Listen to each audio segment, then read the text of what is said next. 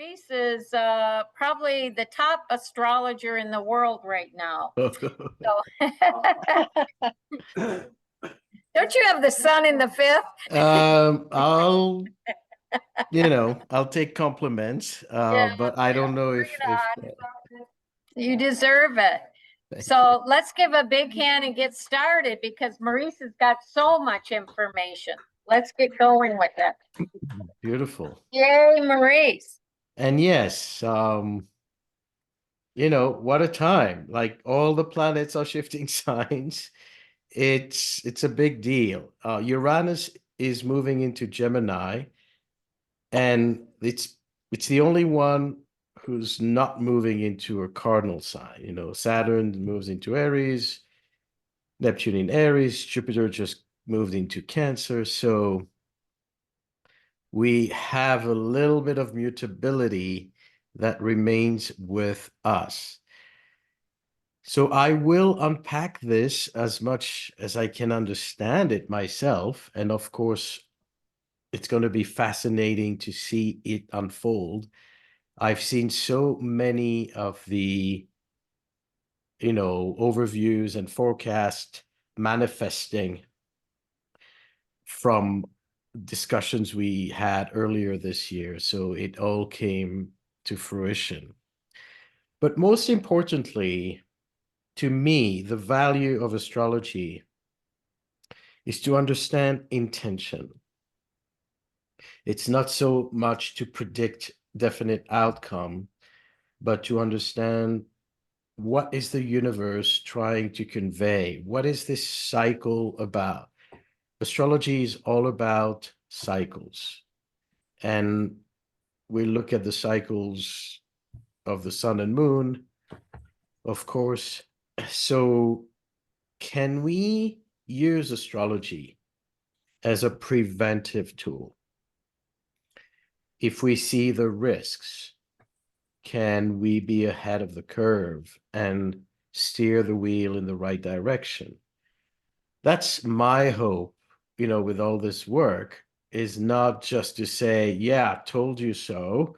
Musk and Trump would, fight at the end of May. But if they were consulting with astrologers, could that have been different?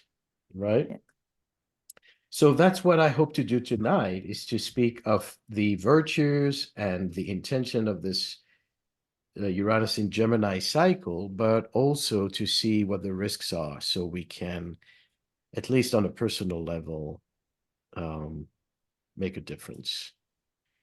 I will begin with some announcements on my end.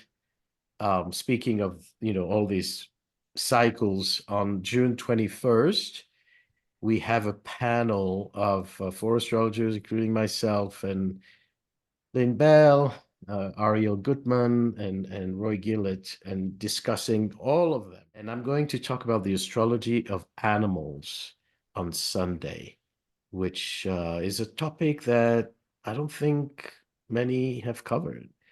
So it's both looking at how we interact with animals through our charts, but also doing the charts of animal and finding our animal spirit through the chart. Fascinating stuff. A new article on Jupiter in Cancer on the website. Again, free, available, just visit. And now, Uranus. So Uranus is going to be in Gemini for about 7 years.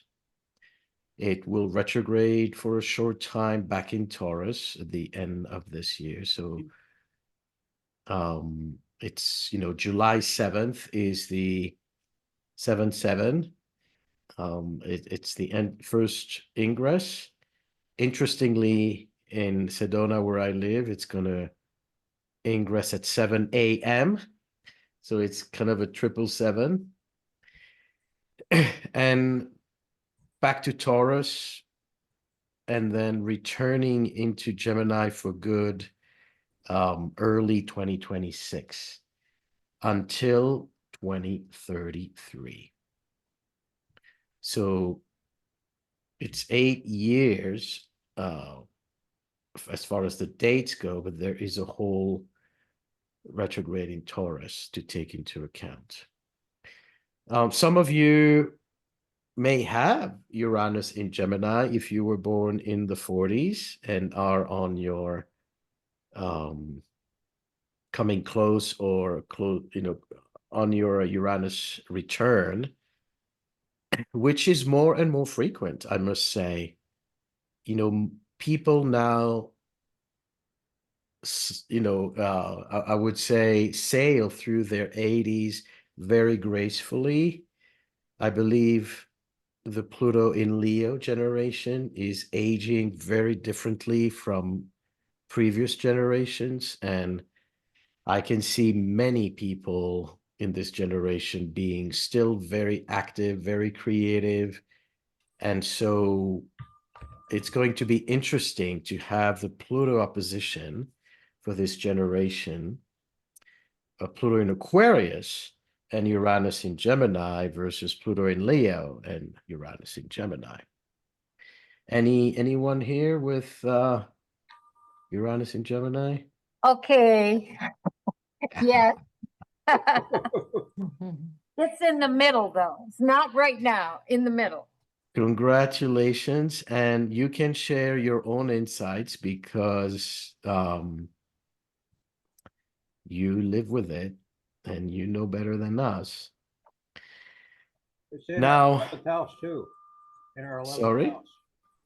Uranus got into our 11th house Okay. for the return. Yeah. Laura and I are just 4 days apart. Okay. Cool. Different mothers though. um, Same father, Uranus.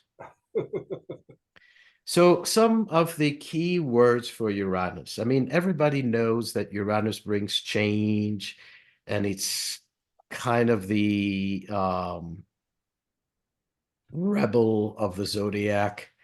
But from my perspective, from an evolutionary perspective, it's always why, what's behind it? What are the intentions of this turmoil or these changes?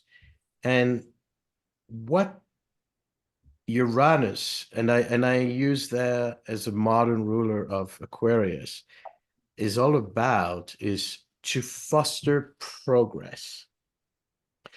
In other words, if we look at the zodiac and we start, our birth in Aries and we ignite the engine in Aries, the journey begins in Aries, the spark to a flame. We go through all the phases of the sign until we reach Uranus, and Aquarius, which is the peak. It's kind of a climax experience because it brings not only our genius and our higher mind, but it also brings the sharing of genius. There's a think tank, a collaborative quality to Aquarius, the group that comes together to create something special. And the purpose is, number one, to decode the mysteries of life. If Neptune represents the mystery, all the things that we don't know, what's beyond the veil, Uranus is our ability to penetrate through the veils and figure things out. This is why Aquarius and Uranus are related to science, because science help us, basically figure things out, find solutions. So it's an archetype that's very solution oriented. When there's a problem, Uranus wants to solve it. It does not accept letting go. But the way we operate with our Uranus, the way we solve problems, is not through fists and fights like Mars, but it's more through observation, analysis, and research. So it's mental oriented. But again, the purpose is, number one, to solve the problems. Number two, for the problem to never return. So one of the key factors of, the result, the benefits from this effort, of this Uranian effort, is to advance civilization. So Uranus operates on several levels. It operates on a practical level, where we upgrade our technology.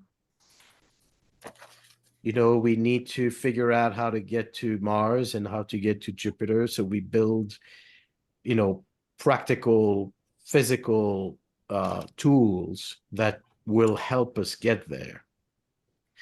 Then there's a social progress, which has to do with elevating the standards. I'm going to mute, if we can mute the participants, because there's some background noise. We're doing it. Okay. So Uranus always thinks about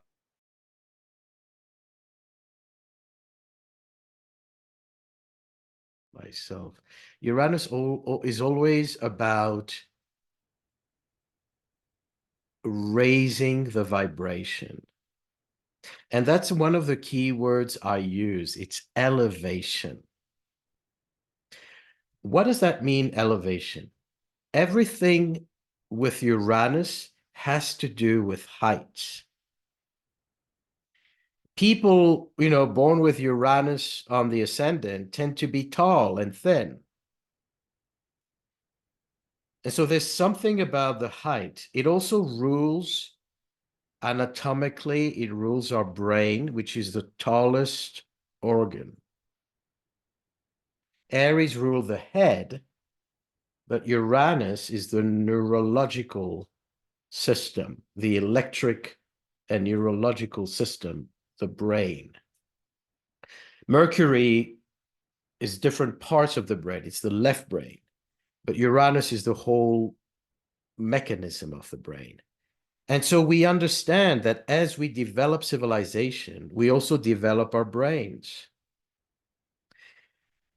And that is a key factor with Uranus in Gemini. Has a lot to do with neurology. And what does that mean? So elevation, going higher, going, the taller trees, which are reaching for the sun. And then the airplane, aviation, going higher altitudes. People with strong Aquarian and Uranus energy like to be on the top floors. They want the view. So the view is a Uranus thing, is to be able to see distances. Why? What do we get from elevation? I'm asking you. You can unmute yourself or type.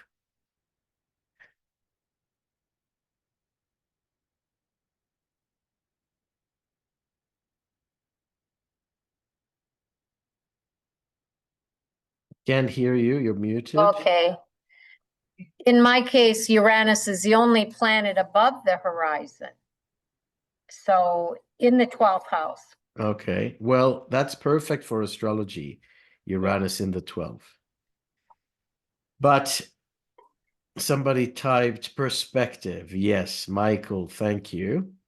So the higher you are, the greater your perspective, as opposed to other planets, like the moon or the more watery planets are going to be more present, close by. And so there's an element of attachment with the moon. But what happens with the moon is that you don't have perspective when you're emotional. So the ability to rise provides this bird eye view. And indeed, as I'm going to talk about animals and our animal spirits, Uranus represents the birds of prey. And any wing animal, the ability to use the winds and to be able to see from above. And as astrologers, why is astrology related to Uranus? Because as astrologers, we have perspective. When we look at a chart, it's like a bird's eye view on someone's life. And it's the star view, it's the cosmic view. So it's very elevated. And wherever we have our Uranus in the chart is where we want to rise and raise the energy. So this is where we depart from being driven by instinct, by hunger, by raw emotions, to the more sophisticated, refined, civilized, right? So it's again not using the fists, but using the mind, the brain, the words. It's interesting that Sigmund Freud, who had a Sun-Uranus conjunction, said, when humans will fight with words instead of rocks, we know we made progress. And that is so Uranian. So the higher we rise, the less primitive we are. And so our ability to stand on our feet, on 2 feet, to be 2-legged as opposed to 4-legged, allows our brain to be, higher up, to have, that perspective.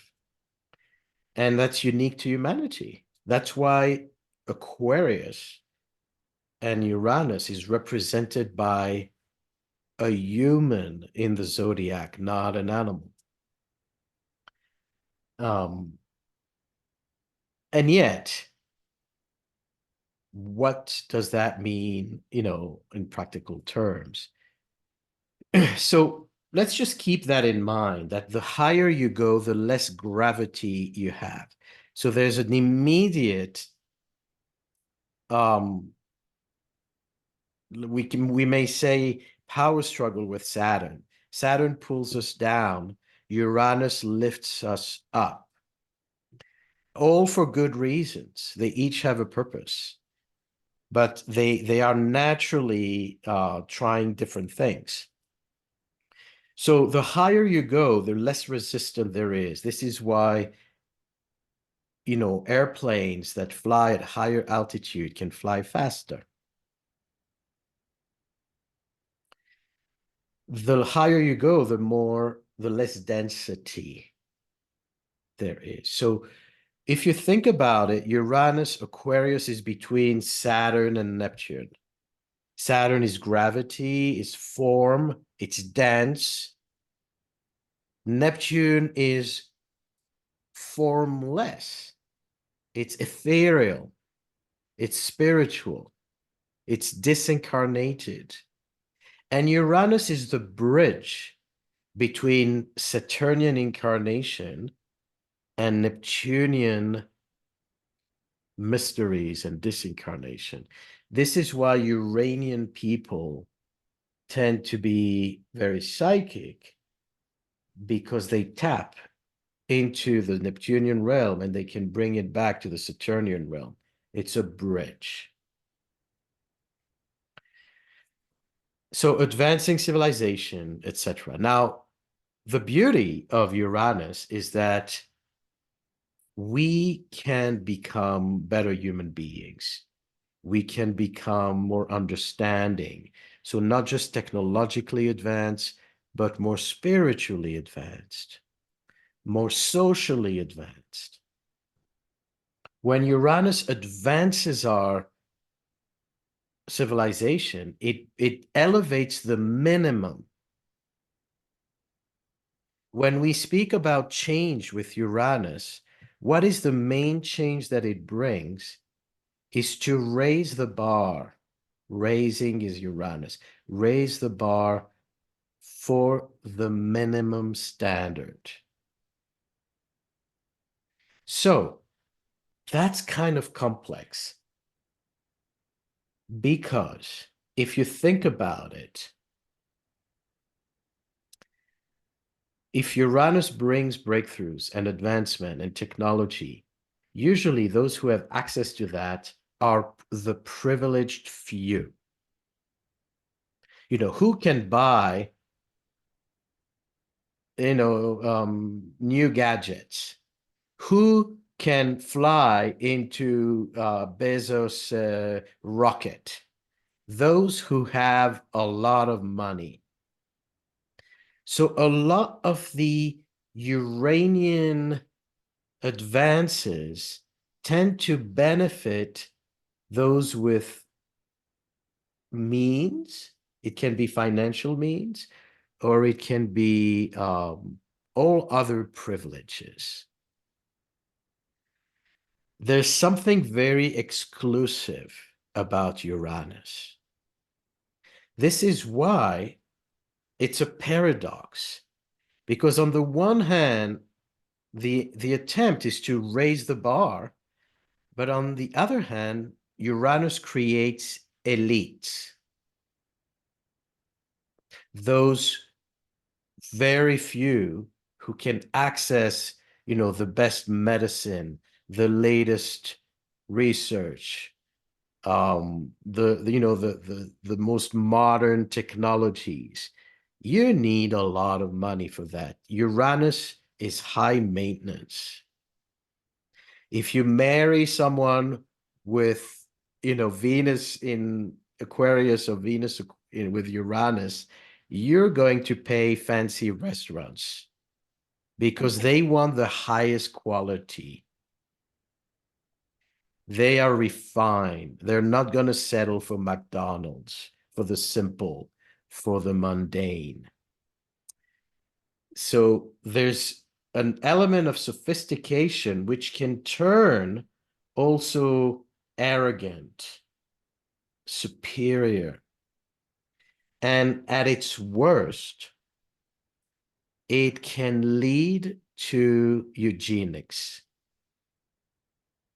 What is eugenics? It's basically trying to see how and who have the best genes and manufacture, so to speak, an advanced civilization based on those terms. And that's when you have periods of history where the simple people are denied access to resources. Or even there was a time in India where they would sterilize women from lower caste in order to, breed better humans, so to speak. And the Nazis, of course, were all about eugenics. And so that is the shadow side of Uranus, is when the mind is disconnected from the heart. And that is the polarity of Leo Aquarius, right? The heart of Leo, the mind of Aquarius, they need to work together. Otherwise, you create powerful monsters. Now, we speak about neurology.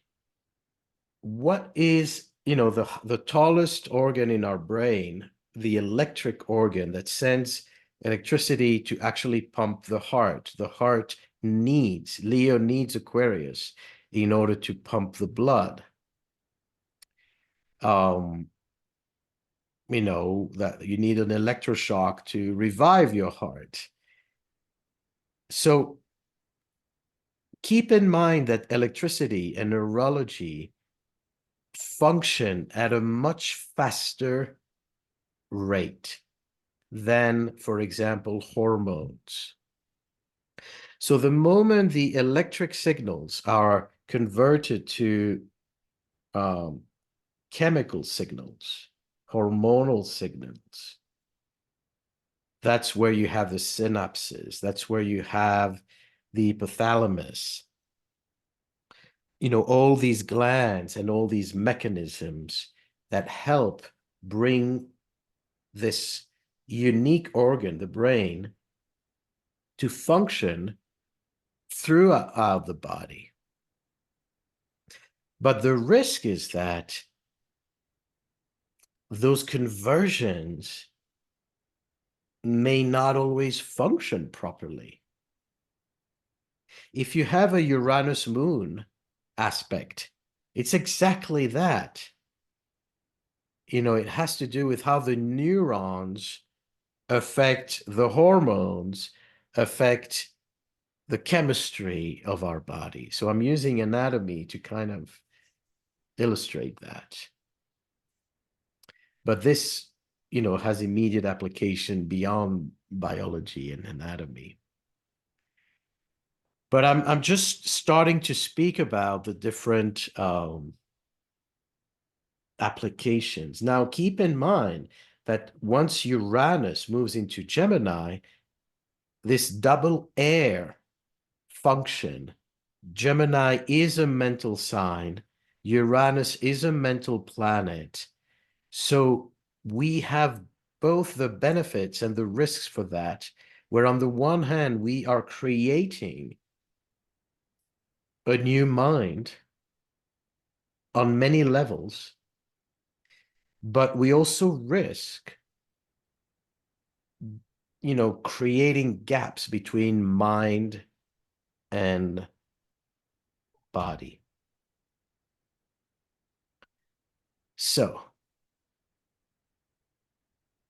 looking at the timeline, what is Gemini about? Education, knowledge, right? Learn your math, learn your ABCs, common knowledge.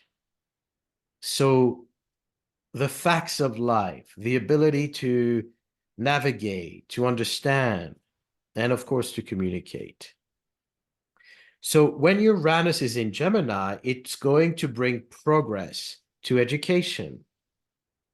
And if we look back at history, in earlier cycles, in the 1400s, that's when the printed press was invented during a Uranus in Gemini.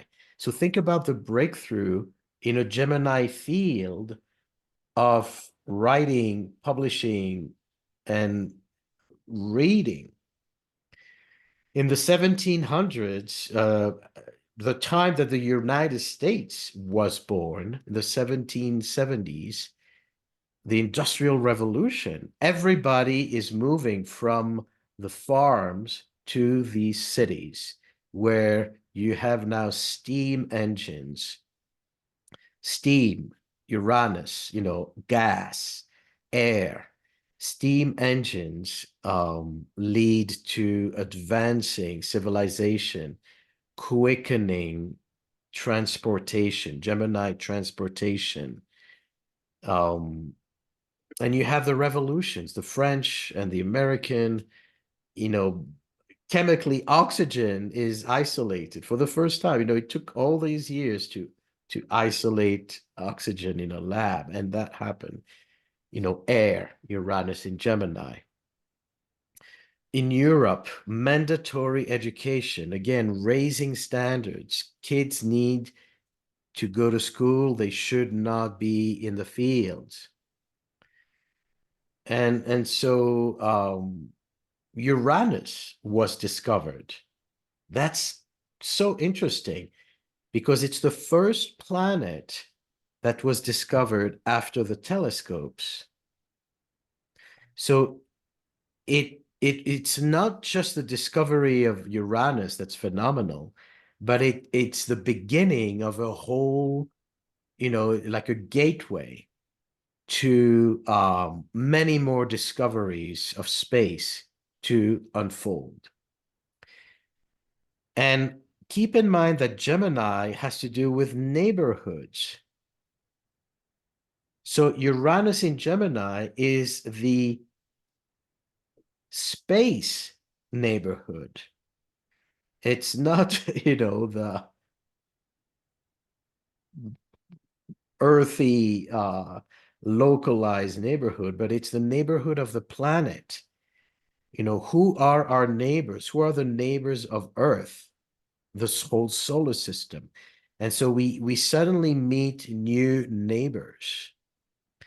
And of course, Gemini has to do with transportation. That also gives incentives to travel to space. A cycle later, in the mid 1800s, we have the Civil War.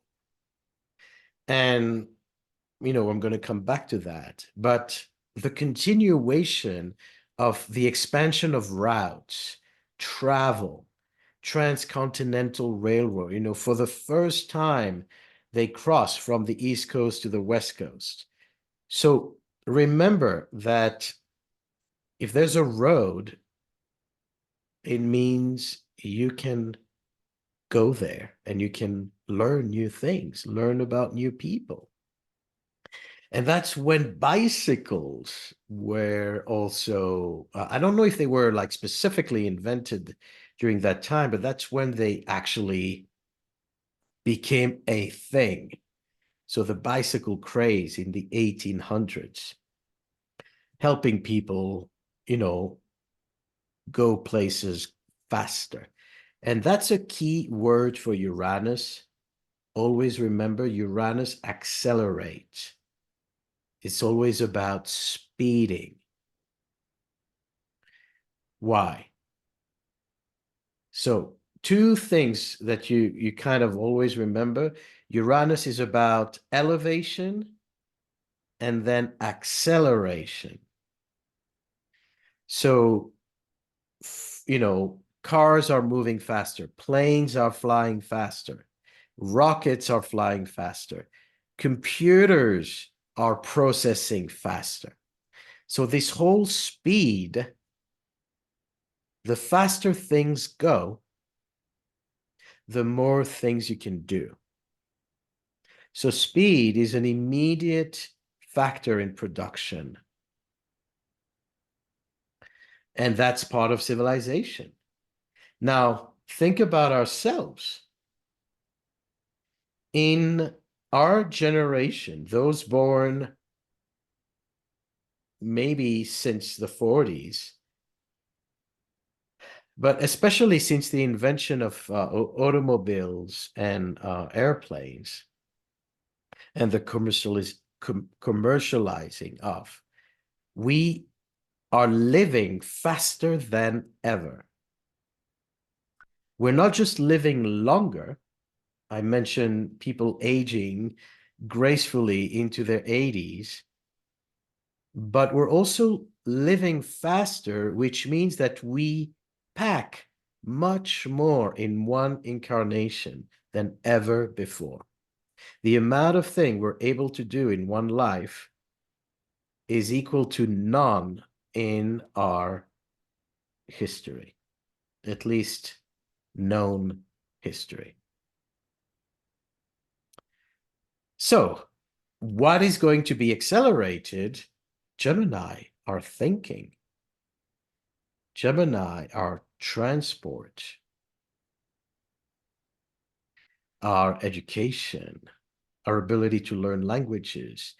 So when I speak about the neurology of Uranus, I am speaking about our brain during this time changing and adapting to transformation.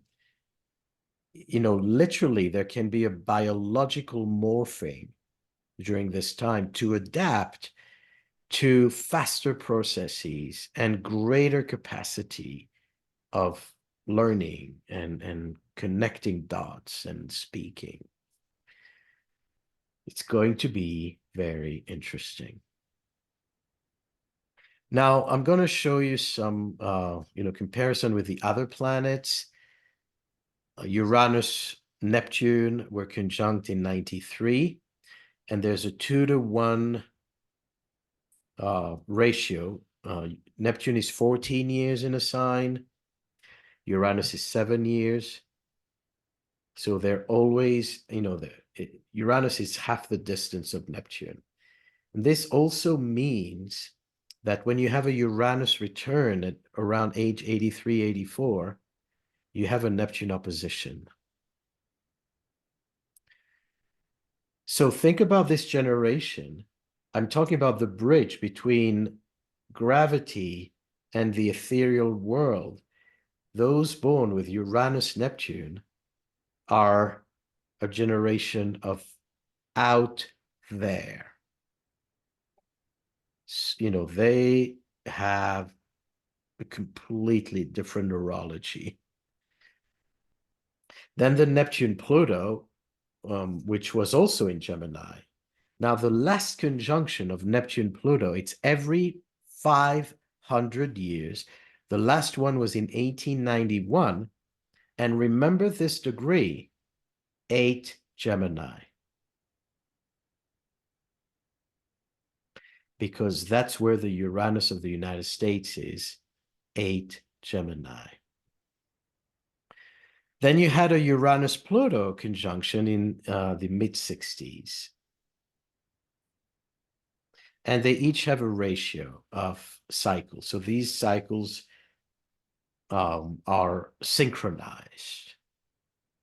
3 Neptune cycles, 3 Uranus cycles for 2 Neptune cycles, 6 Uranus cycles for 2 Pluto cycles. This is how it looks. 14 years Neptune. Neptune takes us to the origins, to the forces of life before humanity even was born.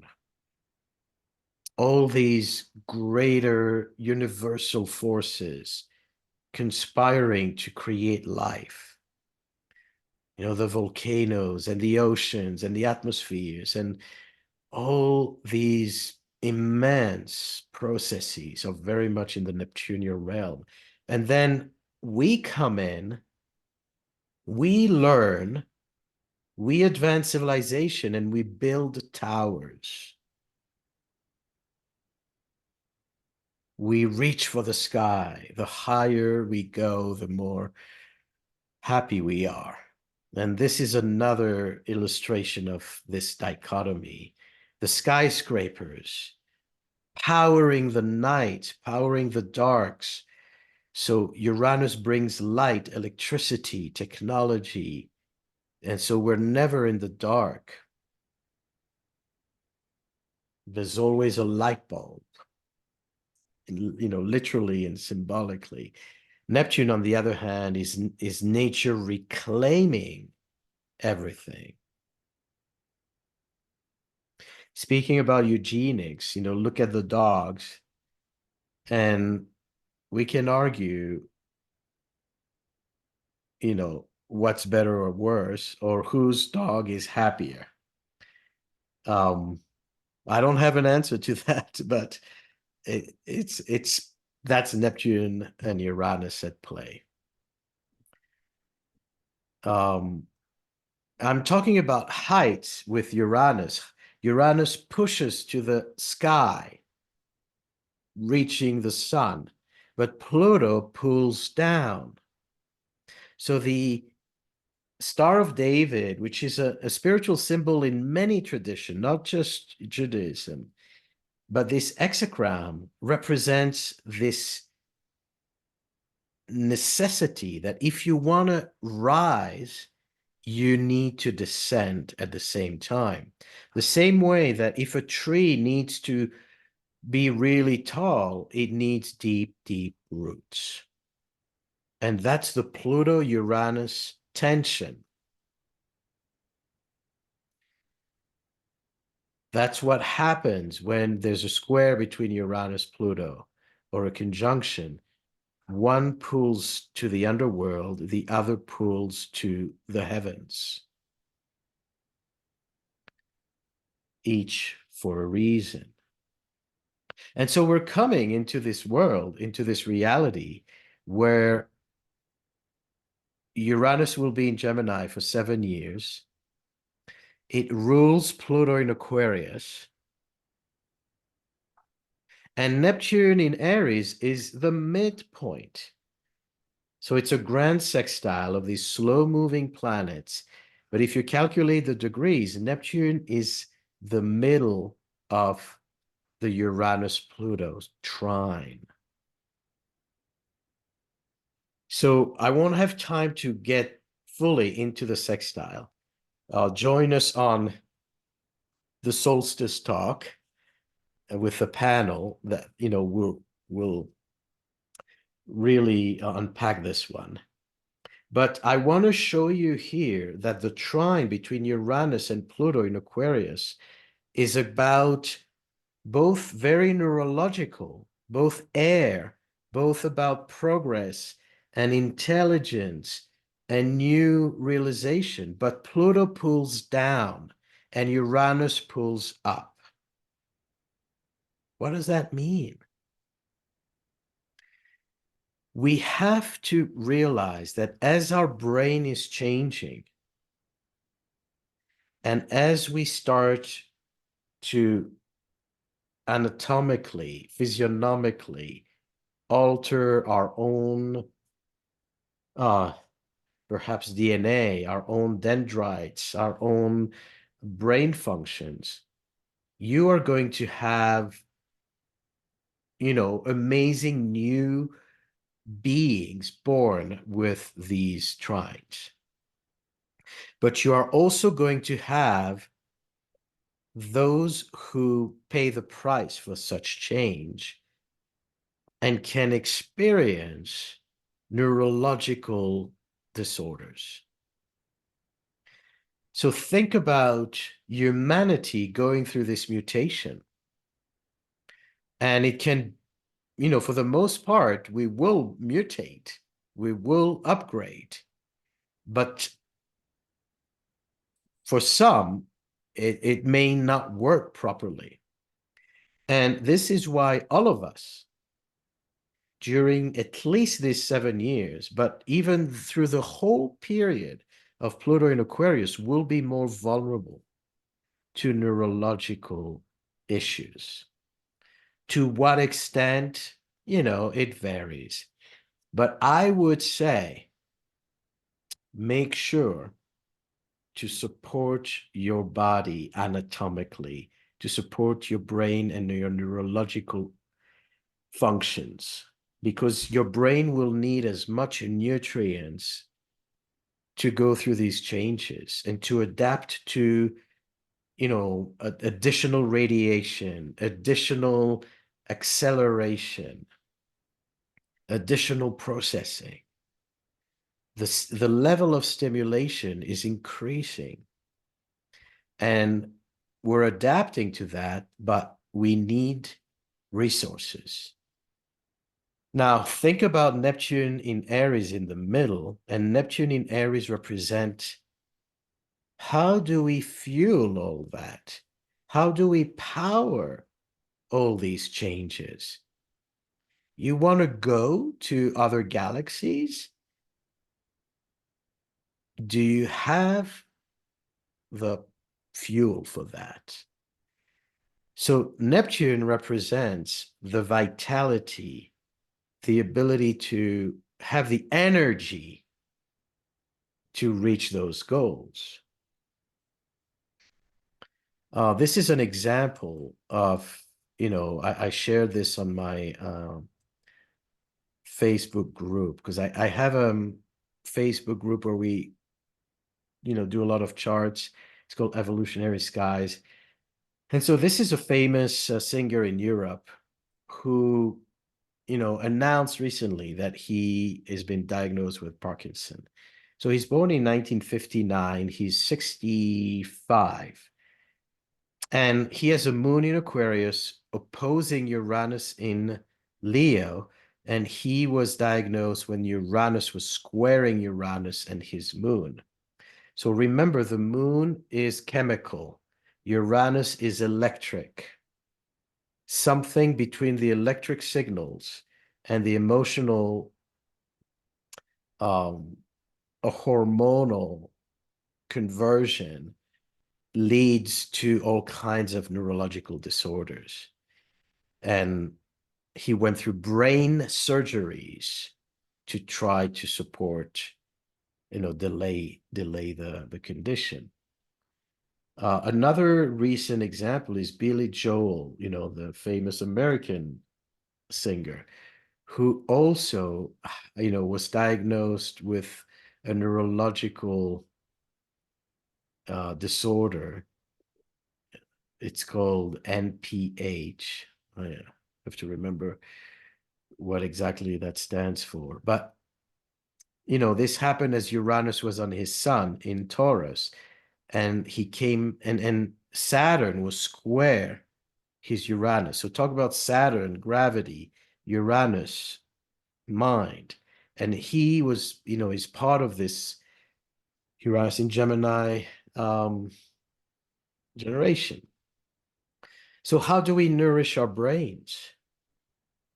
First of all, we need to unscreen for a while, to balance the excess of stimulation, to spend time in nature, to hug the trees, to put your hands in soil, to reconnect with the organic things. The other thing that's really supporting brain function is a diet with a lot of fat. The brain needs a lot of fat. So you need to have daily amounts to support your neurological function. So the coconut and the avocados and the olive oils and the bone broths, the butter is absolutely necessary, to power your Uranus transformation. Everybody needs butter. Question so far. I see there's a comment. With Uranus in Gemini, a network state of patchwork city run by technology is a real possibility. Absolutely. I mean, so many things could happen. Some people spoke about flying cars and driverless cars, right? Elon Musk has been touting this for a long time. And it will likely happen. That's so Uranus in Gemini to have a vehicle that defies gravity, and you don't need to be in traffic. But the level of congestion, think about neurology, think about, the image of how your brain nerves are spreading, and look at a sky view of highways and all these pathways of roads and turnpikes and highways. It looks like, a neurological conduit. Will we fly to to space? Will the space tourism card is also very likely. So these, we can have a long list of amazing technological breakthroughs. But to me, it's important to do it in a way that's sustainable, that doesn't fry us.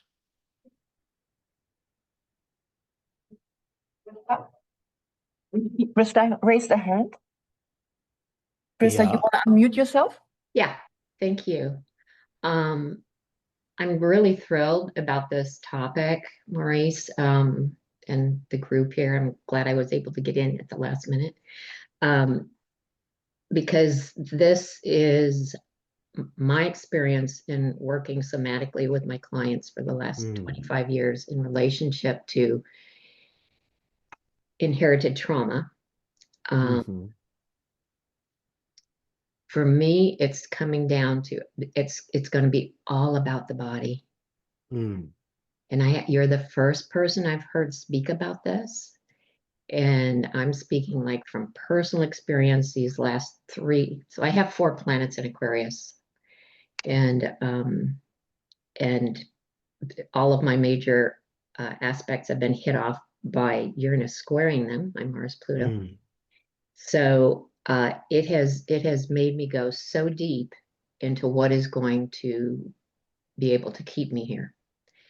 And I'm just really grateful developing a relationship with the earth like nothing else. So I just keep going deeper and deeper and deeper into the earth itself and my deep time earth ancestors and all the resources. There are a lot of, so all your people that, the large community of immune compromised people, we've been at the forefront of this.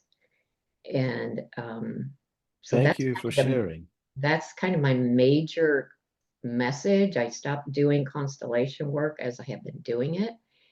And I'm just really wanting people to get this part, because for me, it's not about what you know, it's about how you can be with your body in a different way. And to add to that is once the body, it's all, what is the bottom line here with the body? It's how do we integrate? Because the neurological problems that can arise, including autoimmune, MS and maybe Parkinson as well, is that it's a problem of integration, that all this stimulation, all this neurological intensity ends up frying the body instead of being digested, integrated, and put to use. So if you've put too much electricity in a light bulb, it will blow. And that's a little bit of where we're trying to work. So by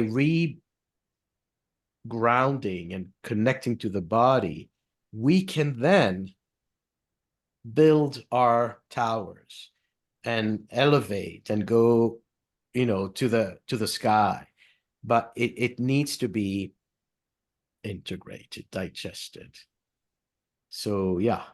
And it's going to be big. Yeah. It really is. It already is.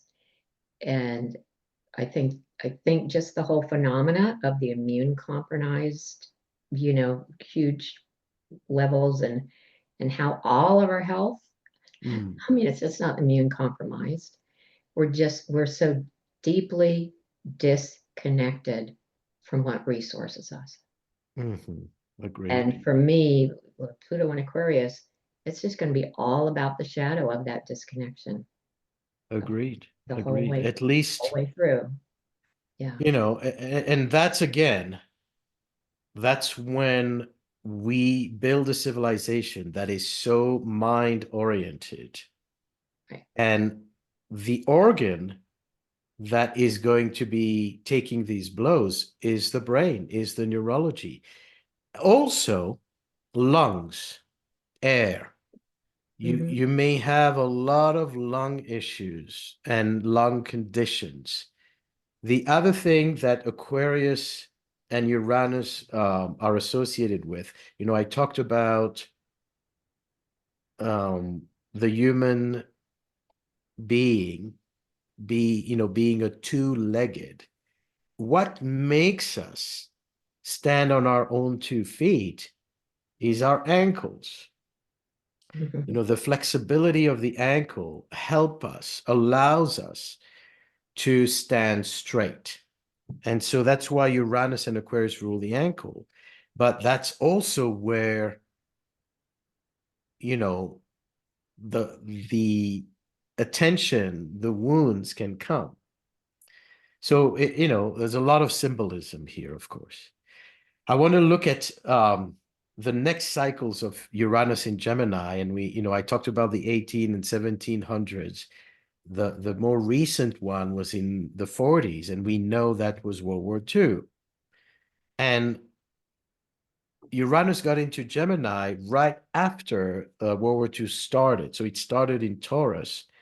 And when it got into Gemini, it intensified the war, but it also woke up all the Allied forces who started to come together in order to stop the Nazis. So there's something about Uranus that we must remember always, is that it has to do with alliances, with who are your friends. And on a geopolitical level, that determines how powerful you are. So who are you connected to? Think about that neurology. All the neuron pathways need to connect.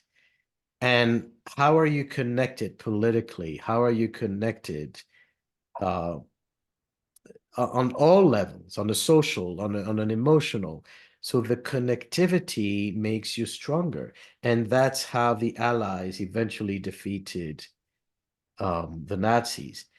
Now, what happened during Uranus in Gemini is also something that we now will need to reflect upon as it returns in 2025 to 2033.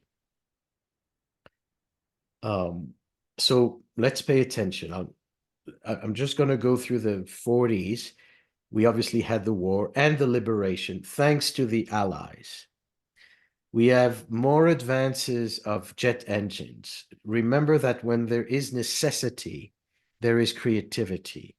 So because of the war, all these new weapon advances of jet engines, radars, and the atomic and hydrogen bombs were the result of World War II and the threat of the Nazis. So this technological advance came as from a threat, and for better and worse.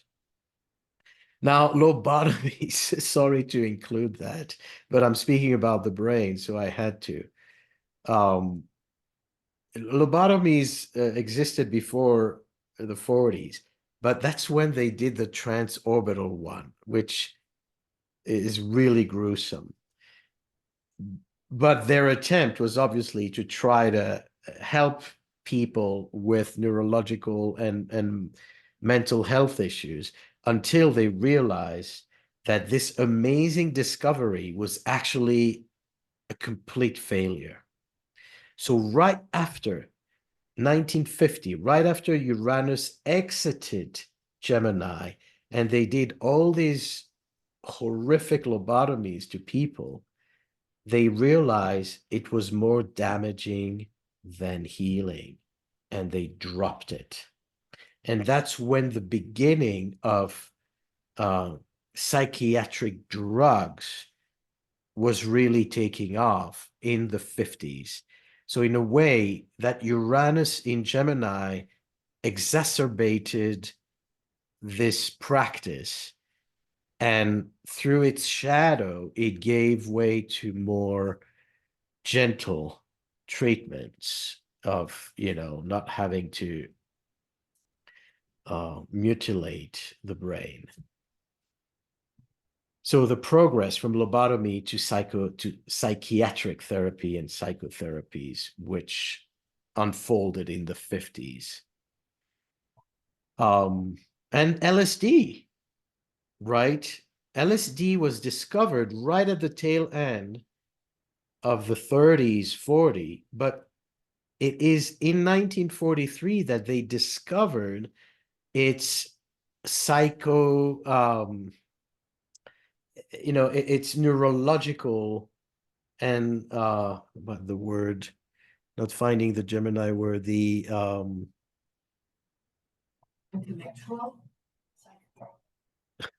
psychedelic, the psychedelic effects. Now think about Uranus being a gateway to higher reality. Think about the changing of the brain through these practices, through LSD and today plant medicine. We are suddenly accessing different functions of our brain and knowledge and realization and imagery that take us into the ethereal realm and eventually leads to a higher, hopefully more educated, more compassionate human being who understands the wholeness, kind of Neptune being filtered through Uranus. And so as Uranus returns into Gemini, we may again develop new mental functions, new intellectual functions. Now, I want to bring another note to Uranus in Gemini. Maurice, I had to interrupt you, but Jonathan raised a hand. Do you want to take more questions or towards the end? Yeah, it's a good time for a question. Okay, Jonathan, shoot off. You're muted. Jonathan, unmute yourself. There we go. Yeah. Yeah. One of the things I was thinking with all this Uranus and Gemini, which I have natally, is one thing we've forgotten is I think Jupiter going into Cancer is a great way to ground some of this perhaps overly mental energy. Mm-hmm. Nothing wrong with that. I remember reading too that LSD has about a very similar chemical structure with serotonin. Mm-hmm. Very important for concentration, very important for a lot of things. And I think that Jupiter in Cancer, the stomach is really, we often think of as the second brain, so to speak. It's very, very important in thinking and being able to have enough nutrients in that those lower intestines. And really, I mean, it's talking about balancing chakras and stuff or whatever. Absolutely. I remember one of the most fascinating post-conference seminars in 1990 up in Seattle with, oh gosh, what was her name? But it was on astroendocrinology and astrology of the chakras, and just so fascinating, just so fascinating. And actually, I think I met you, Maurice, in Norwalk in 2003, and I think that might have been your first Norwalk. Absolutely. Was that your first Norwalk? It was. As a speaker. Yeah, and that's when you became an official Norwacko, right? Just kidding.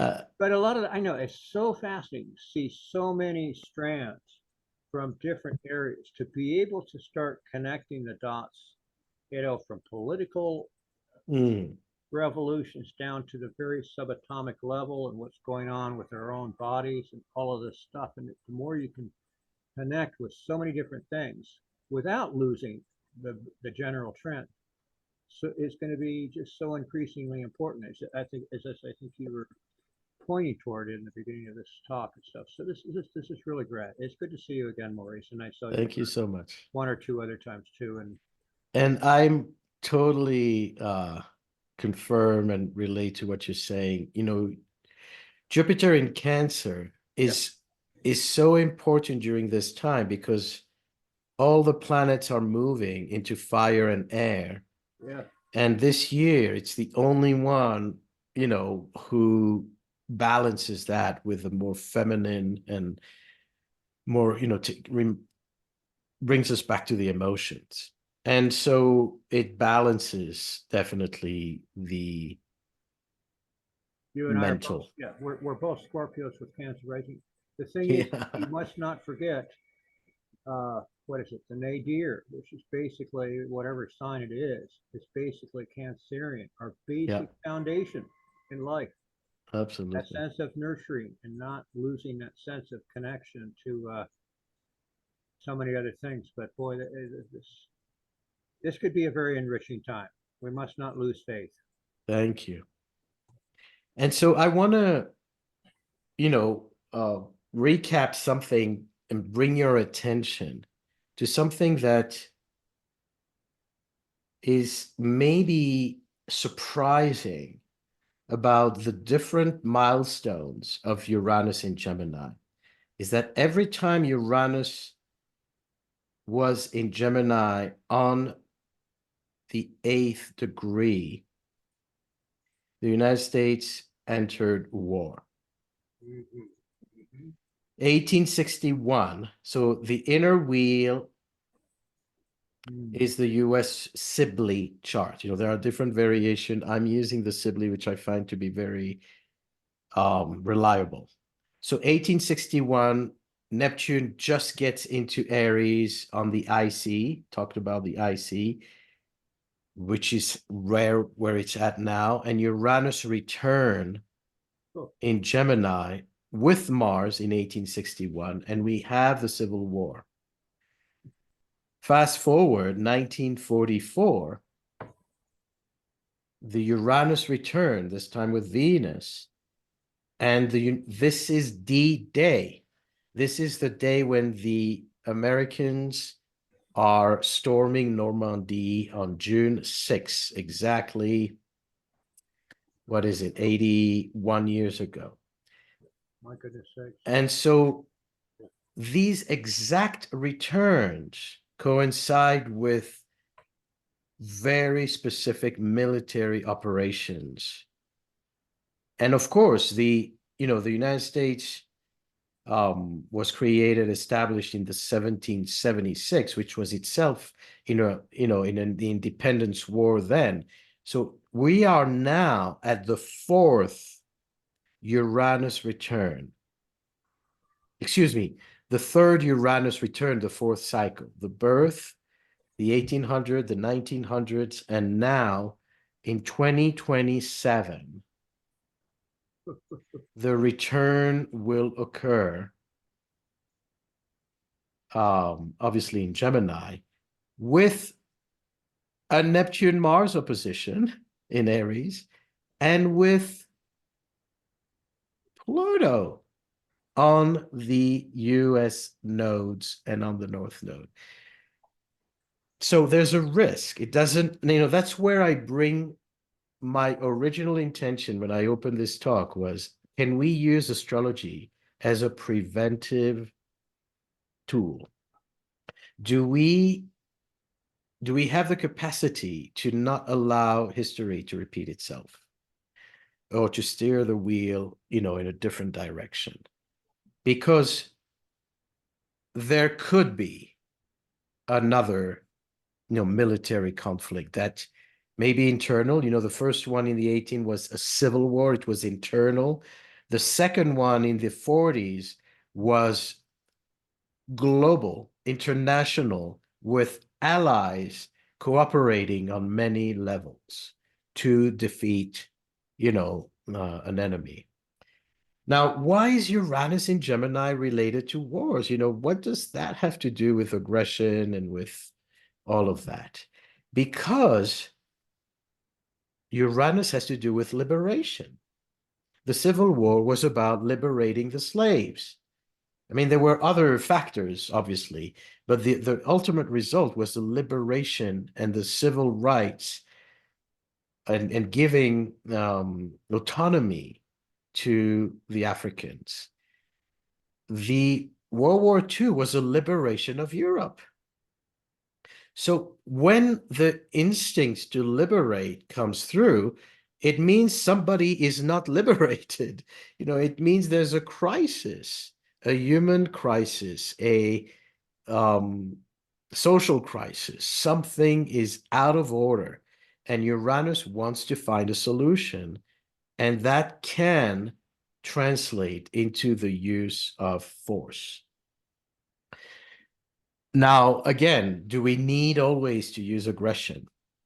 No, we don't, but it could happen. So we speak about allies. Now, we are in a very, very interesting time. Going back to this more global map, Uranus and Aquarius relates to alliances. Neptune in Aries relates to independence. So as Pluto moved into Aquarius, new alliances were forged globally. You had the whole Russia-Ukraine geopolitical conflict, which was all about alliances, because part of the reason this war broke was that Ukraine wanted to join the NATO alliance. And Putin says, you're not my friend if you join them. So it's all about Aquarian stuff. Who are your friends? He wants to be part of this friend group, and, he doesn't let him. Now, who is born with Uranus in Gemini, right? Donald Trump. On the North Node, conjunct his sun, he is definitely a very Uranian person, both in the virtues and the shadows. So in 2027, when we look at the return of the United States Uranus, he's going to be in power, and he's going to have a Pluto opposition and the nodes on his Pluto. He's going to have a Neptune opposition. So it's going to be very obviously interesting. But what is, both in virtue and shadow, what do you see that is going on with his second turn? That's very Uranus in Gemini.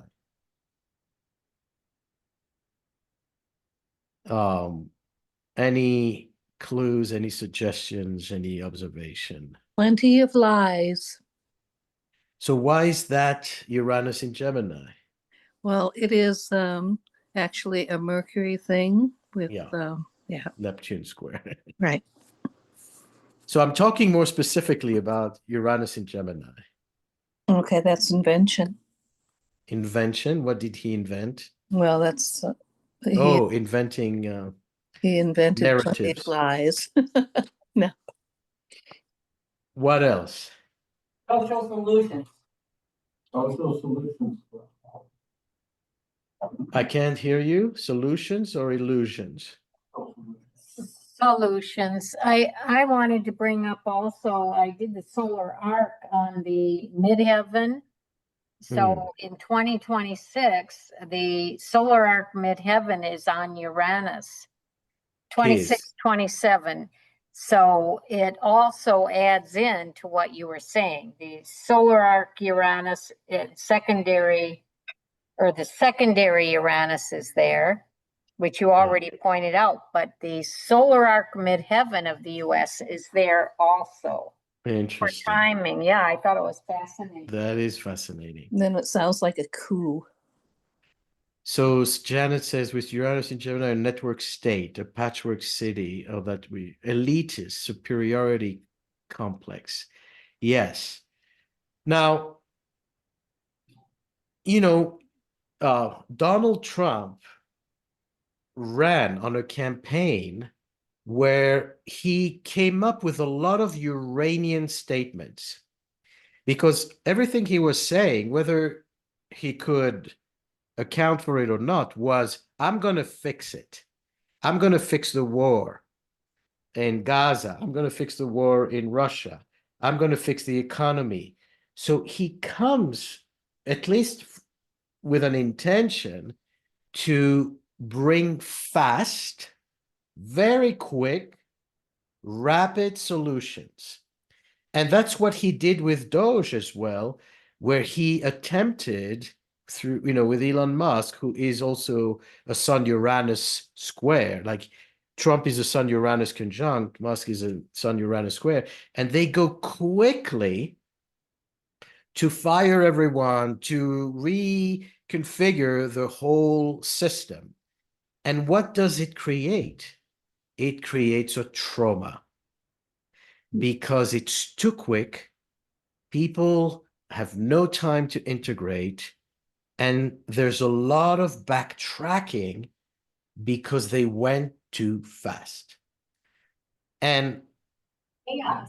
and it creates chaos, but we have to understand that it's a Uranian type chaos that results from excessive speed.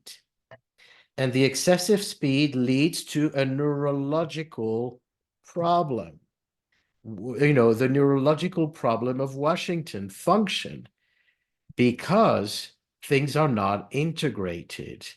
And that's what we need to learn from, that sometimes change is great, but it needs to happen in a way that makes sense, in the way that can be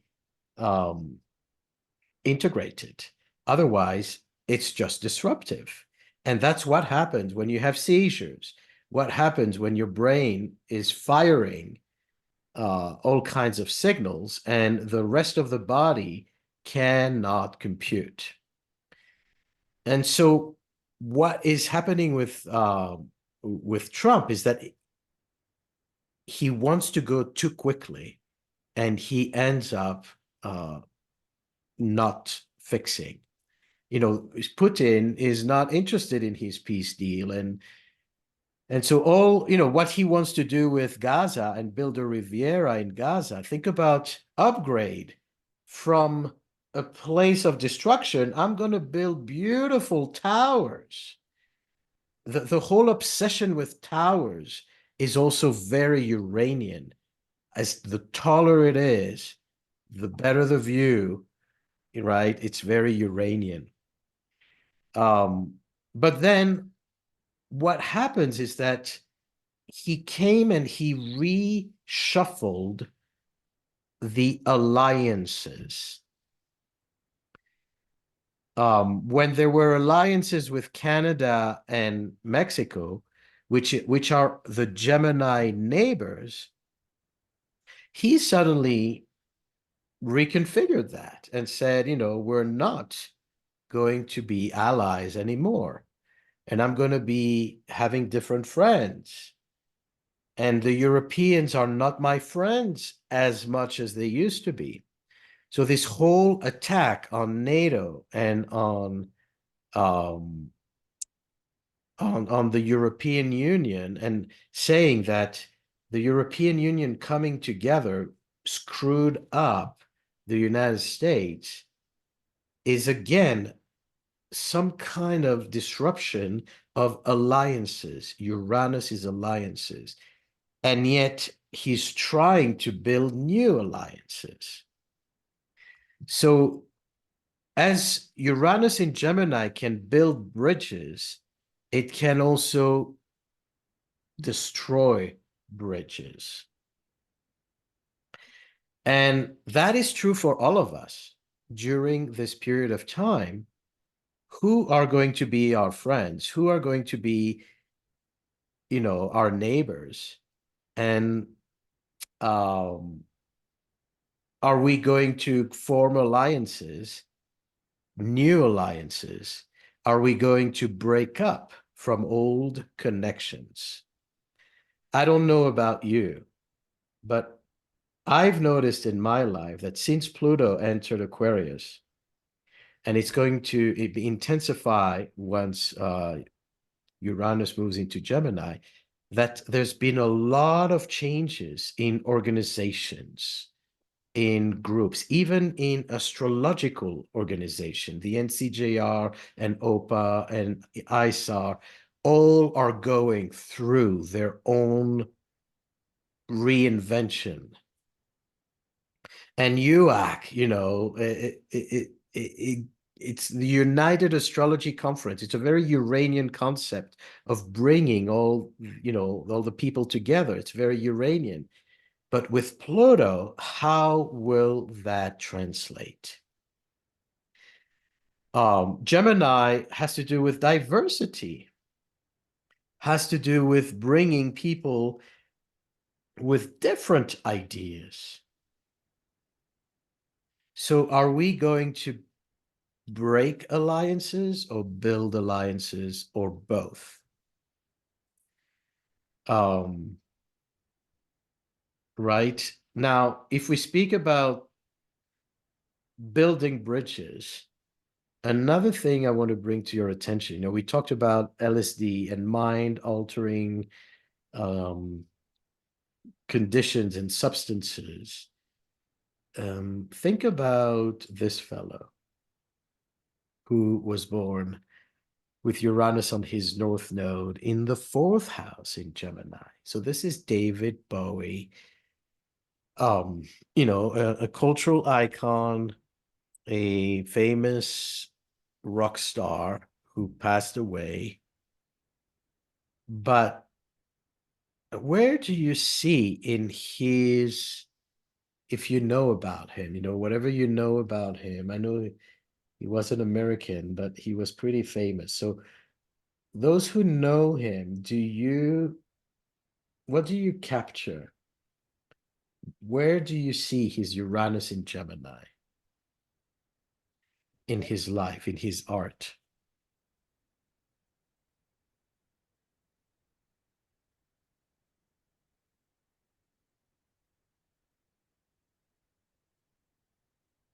You can unmute. Who was it? Who wanted to say something? I said 5th house. He's in. Oh, I use a Koch system, quadrant system, and it's in the 4th. Ah, okay. But it's the ruler of his ascendant. So he was born in England, which is pretty far north. And you'll understand why the 4th house also works. Even if you use what is it? A whole sign. There's something very 4th house about his Uranus. What I noticed, Maurice, is a radical yod, consisting of his son Mars, Right, Capricorn, Jupiter up there in the 10th house, or 9th house. Yeah. 9th house can be very revolutionary with values and all this. Ideologies. Ideologies, and also different kind of perhaps experimental sexual forms or whatever. Yeah. And forming a yod to that 4th house, Gemini, amongst, all kinds of other factors too that could lend, Agreed. yeah. And so if we narrow it to the Gemini 4th house, people, if you know some of his songs, it's a lot about not being from Earth. It's about being an alien. And he talked about the spiders from Mars and Major Tom, being in space. Yeah. And Mars is conjunct his sun, and he was talking a lot about Mars. And here it quincunxes his Uranus, and he's traveling to space through his songs. But Anyone else here who has a question? One more yeah, first, and then we have one more. Go ahead. You were asking a question a little while ago. He was always androgynous. Yeah. Yeah, Gemini. Yeah. True. And that, to me, look at at his makeup, like it looks like lightning. It's very Uranian. I don't know if he knew astrology, but it's pretty funny to see the symbolism of Uranus in his fourth house.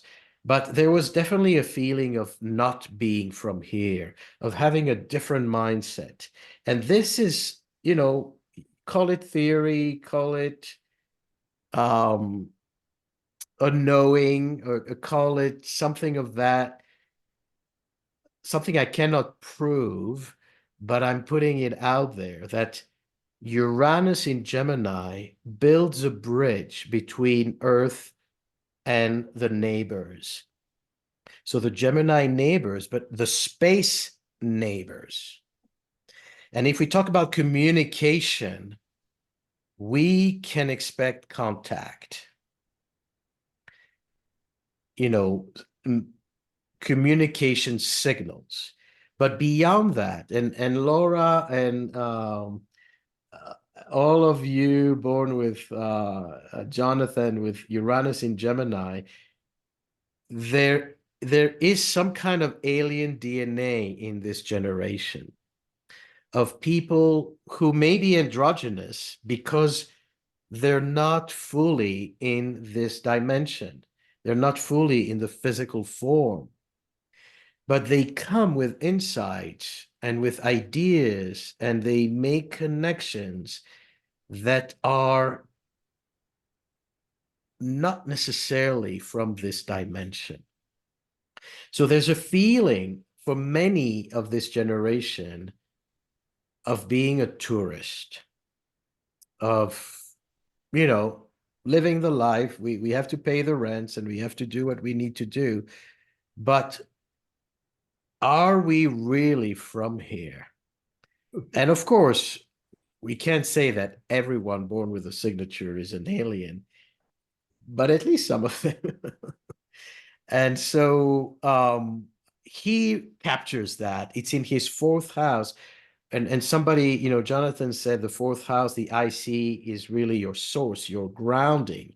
And so you see that his home, fourth house, is in the stars, Uranus in Gemini.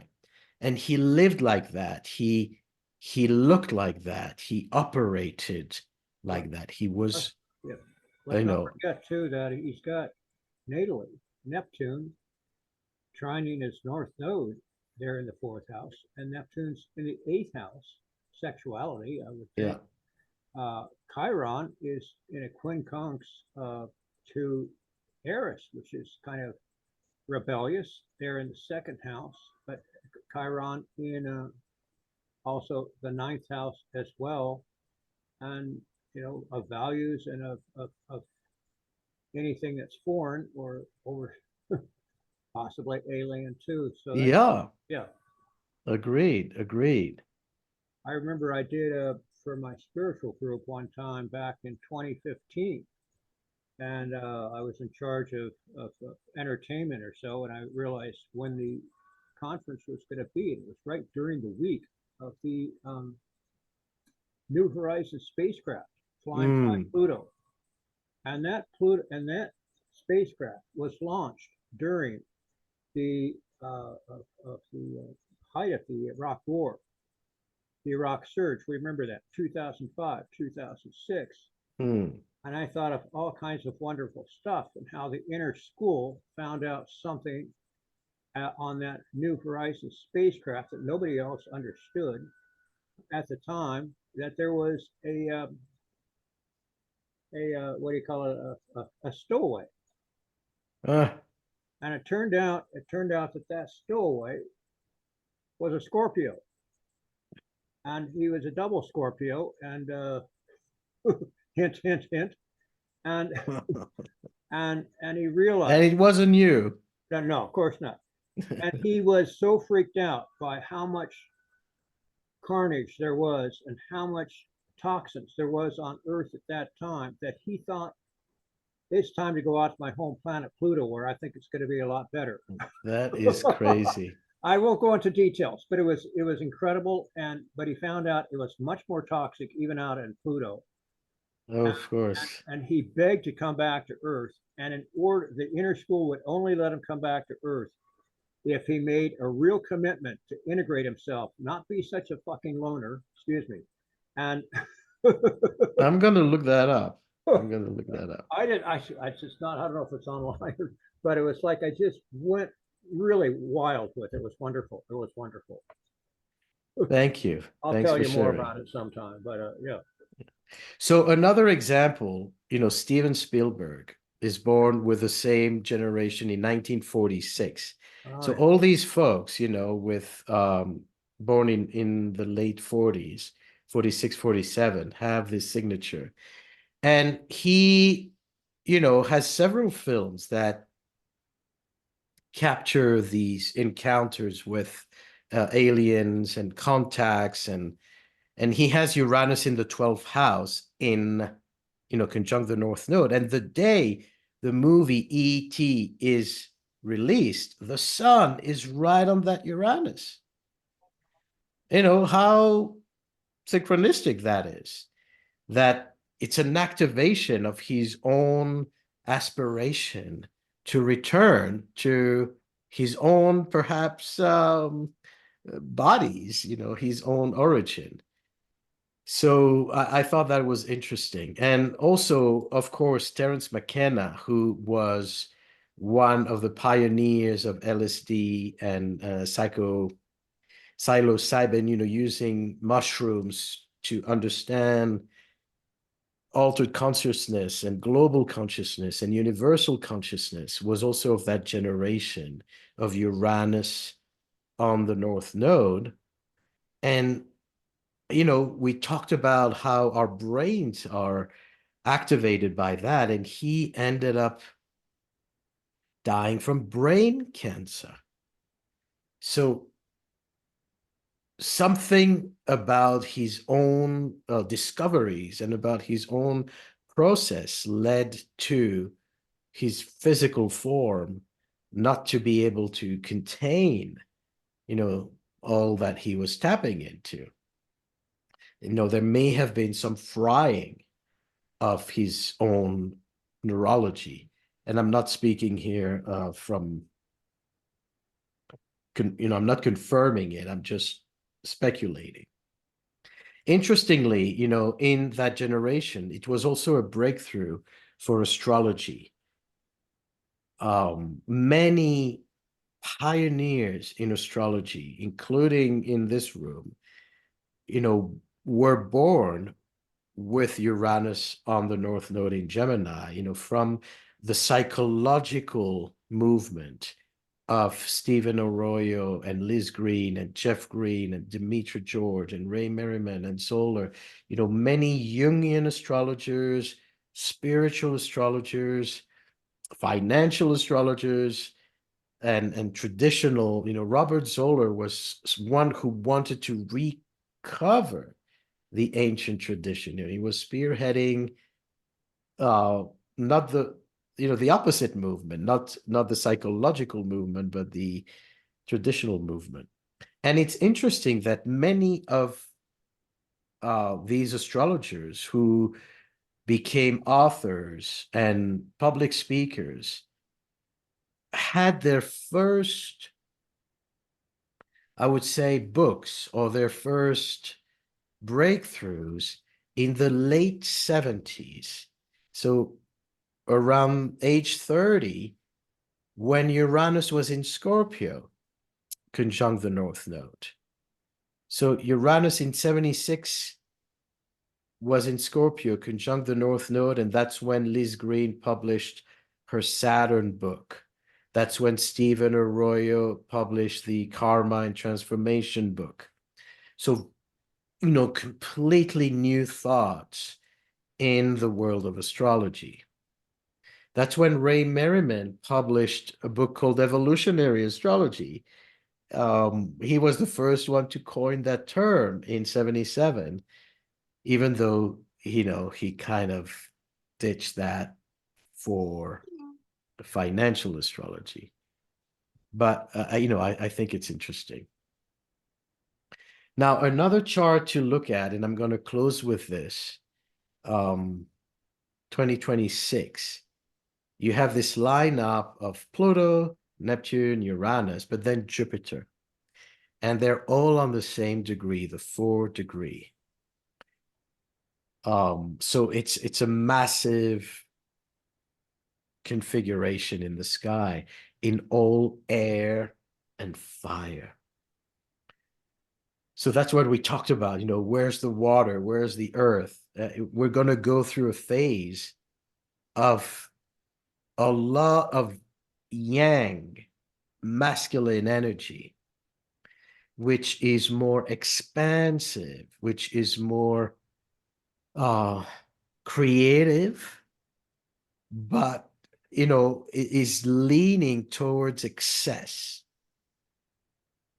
The earth water sign contract, the fire air expand. It's the breathe in, breathe out. And so we're going through this massive expansion that is both going to bring breakthroughs, but it can lead to the risk of megalomania, the risk of excesses. I want this and this and this and that. I want to go to Mars, and I want flying cars, and I want Greenland, and I want asteroids. It's like no critical thinking, no holding back. So it's a time of new frontiers. But if we are astrologers who look at prevention, how to access these new frontiers in a healthy way. And of course, bring that to your life. If you have planets at 4 degrees, at early degrees, where does that touch you? And what are you going to spearhead for all of us?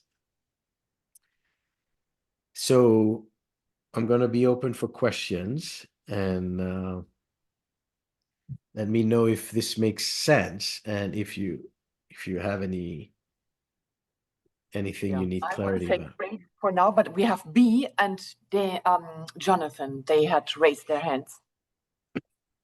Yeah, I don't know how to do that. I don't know how to do it. We hear you. Just speak. Oh, okay. Okay. I wanted to make some comments on Trump when you were talking about Gemini. I think a lot of people, he's a born salesman, Yeah. and he told the people what they wanted to hear. I'm going to end the war. I'm going to reduce groceries. Yeah. Just lies right and left. Plus, he's an entertainer. One thing he does he entertains them when he speaks. And the other candidates, they didn't have that connection he had. I'm not speaking in favor of him because I'm not. No, I hear you. And it's true, but I think he believed it. I don't think he intended to be Mislead. dishonest, because from a Sun Uranus point of view, we can see he was frustrated because in his own mind, he thought, I have the solution. We should just have this and that deal, and it's gonna, we're gonna have tariffs, and it's gonna solve everything. So in his own mind, he was believing in these fast solutions. And that's where we all need to learn that sometimes coming too fast and push something too quickly will backfire. Right. Well, he's unrealistic. He's just Actually, I think we have learned that, or many of us have learned that, but he has not. yeah, right. Good point. As what we see quite obviously is that we're not learning from history. We are reliving the same and the same again. And that is perhaps something that astrology may change. I don't know. I'm optimistic. Perhaps. One of the things I wanted to add, Maurice, your list of all those great astrologers in the late 40s or something with Uranus and Gemini. I remember Raymond Merriman, he's like the loner of that. I remember talking to him at an astrology conference, and his wife was next to him or whatever. She and I had a great talk. And she said, "Yeah, he's Mr. Republican," you know. Mm-hmm. But further than that, though, I want to go back to something that started to happen in January 1979. This is really one of the most auspicious transits that seems to have been lost on a lot of astrologers. That was when, for a long time, for the first time, and it only happens, well, Neptune went inside the orbit of Pluto. Uh-huh.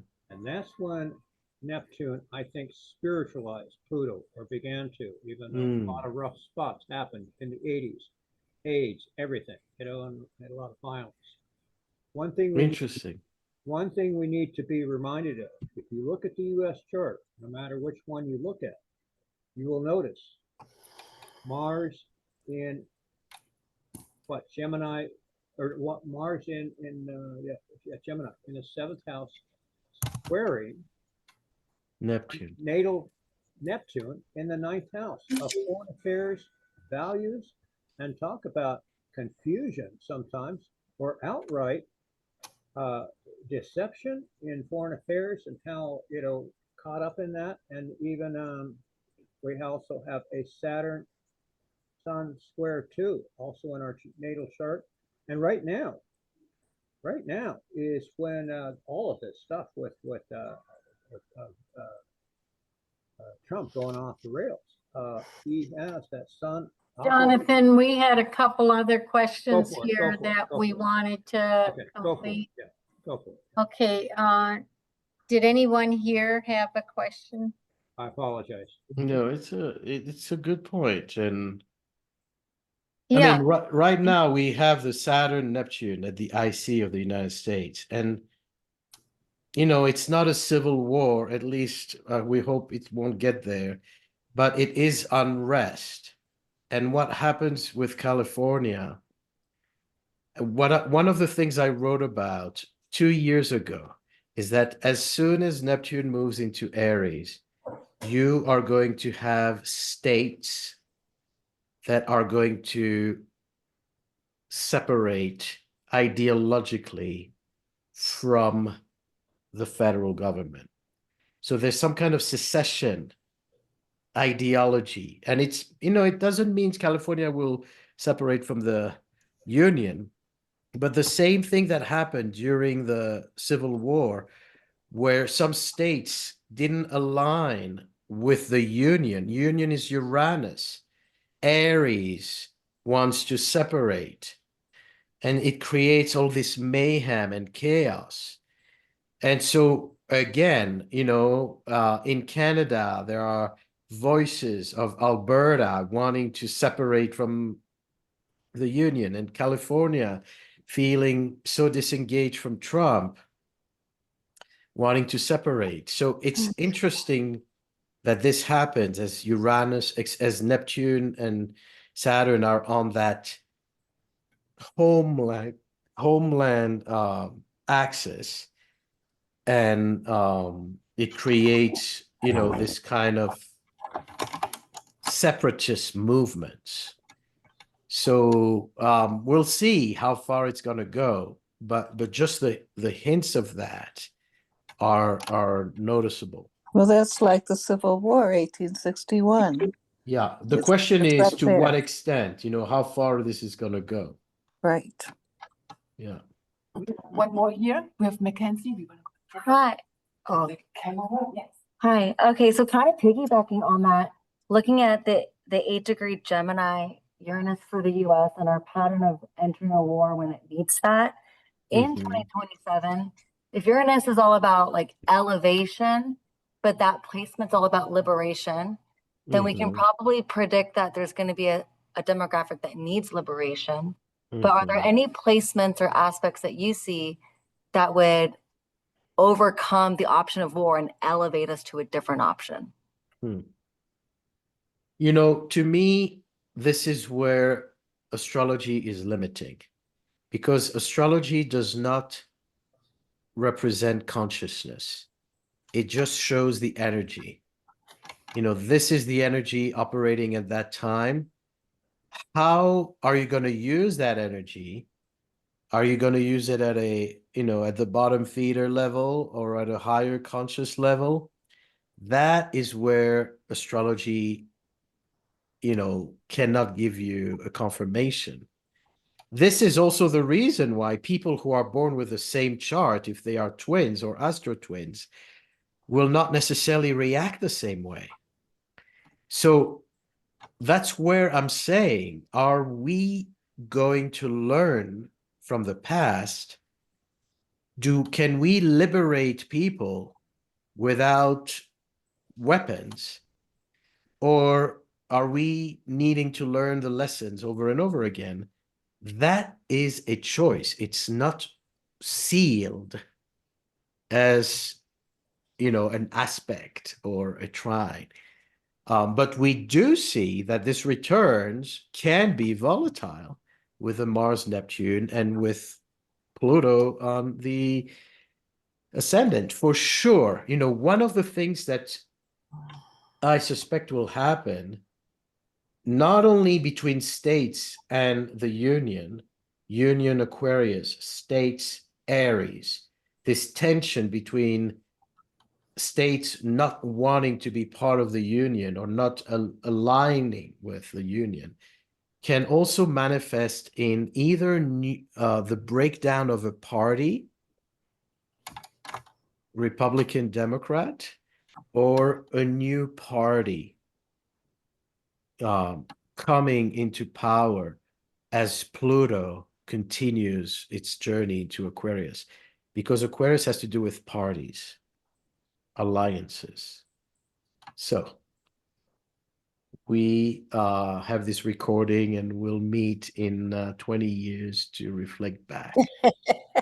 I also want to add one thing. I think that the time quality does not even allow for us to fall back into these old mistakes. And I think that, I mean, what we see, what's coming out in terms of like what has been hidden in the past, it's not as easily possible anymore. So I think that naturally we have to learn.